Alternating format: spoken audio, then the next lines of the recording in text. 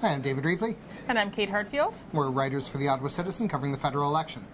One of the big things on the campaign trail this week has been watching what the changing poll numbers for the parties nationally has meant locally. One of the interesting races that might end up not being so interesting is in Ottawa-Vanier. Yeah, we had a challenger there, Emilie Taman, who's run for the NDP, and she's a very strong candidate. But the interesting thing about her is that she was a crown prosecutor, and she has been trying to argue that she should be able to keep that job and run for office, and she seems to have lost that battle this week. Yeah, the Public Service Commission said that as a prosecutor, she couldn't maintain her neutrality and run for office, and the federal court has agreed with that.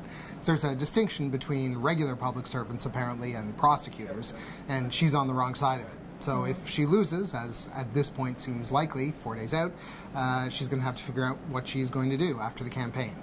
Now, there's a broader issue, of course. The national poll numbers affect more than Ottawa-Vanier. Yeah, the Liberals seem to be doing quite well across the capital region. If we look at some of the local polls, there were some Environics polls that came out again this week, and they seem to be in keeping with the national picture, which is the Liberals on the upswing. That's right. So a bunch of ridings that we might not have thought were in play might actually be. Even Pontiac on the north side of the Ottawa River, which seemed to be a new NDP stronghold, along with several of those other ridings. So it should make for some interesting ridings to watch on election night. What are you going to be paying attention to? I'll be paying attention to a lot of them. I think there'll be very few ridings that we can consider safe seats going into this. Even some incumbents that will be a little bit nervous on election night. Of course, we have a couple of new ridings without incumbents in them altogether. So I'll certainly be watching ridings like Canada Carleton and Nepean, where the races between the Liberals and Conservatives have been fairly close.